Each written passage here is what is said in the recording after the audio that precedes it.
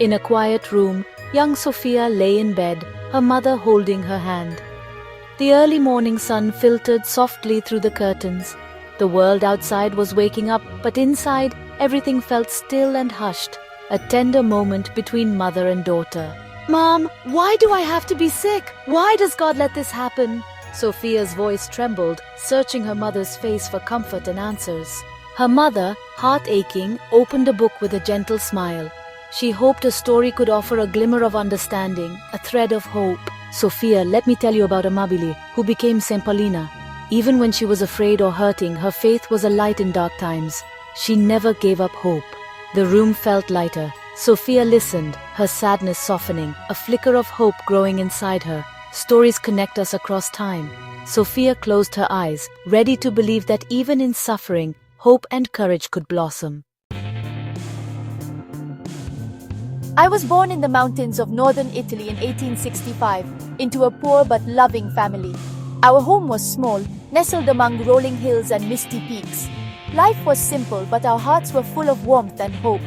My parents taught me that true wealth is found in faith and kindness, not possessions. Each lesson was rooted in love and trust in God's providence. Amabile's family prayed together every evening, drawing strength from their unity and belief. I felt a gentle calling in my heart, wanting my whole life to be a prayer. Even as a child, I sensed God was close, guiding me.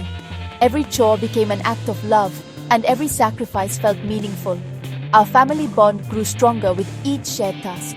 God was preparing her for a journey, planting seeds of courage and compassion in her heart. Far beyond her small village, a greater purpose awaited, one that would begin with a single seed of faith. At 9, my family left Italy for Brazil, seeking a new life. The ocean voyage was long and frightening, but Amabile's faith was her lifeline. I prayed daily, comforting others on the ship, sharing what I could. Home became something she carried in her heart. In Brazil, her family settled in Vigolo, building new lives from nothing. Our faith united us. We built a chapel and I taught catechism to children. Amabile saw that God's love was needed everywhere. My heart was tied to a purpose, not a place. Her journey was just beginning.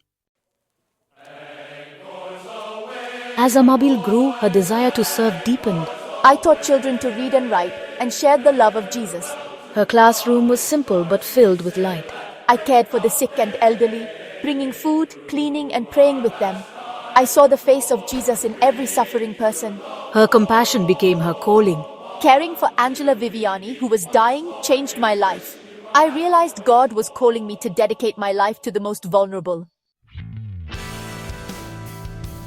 The turning point came with a promise. My friend Virginia and I vowed to consecrate our lives to God, forming a small religious community. On July 12, 1890, I became Sister Pauline of the Agonizing Heart of Jesus. Their shack became the first convent of the Little Sisters of the Immaculate Conception. We worked, cared for the sick, took in orphans, and offered hope to all. Every act of service was a way to console the heart of Christ. Mother Pauline led by example, her promise to God now a living reality. The community grew, rooted in love and trust in God. Mother Pauline's congregation flourished, but trials came. I was removed as Superior General, sent to care for the elderly. Many would have grown bitter, but she accepted with humility. I saw it as another way to serve God. The will of God is my paradise. Her humility became a lesson for all. True greatness is surrender to God's will. Later I suffered from diabetes, lost my arm and went blind. Yet I continued to pray and comfort others. Her suffering united her even more with Christ. She passed away in 1942, her faith unbroken. Her legacy was just beginning. In Sophia's quiet room, night wraps around her as she thinks about Saint Paulina's story, a gentle light in the darkness. Sophia feels comforted, knowing hope can shine through even the hardest times. Saint Paulina prayed for others, even when she was sick.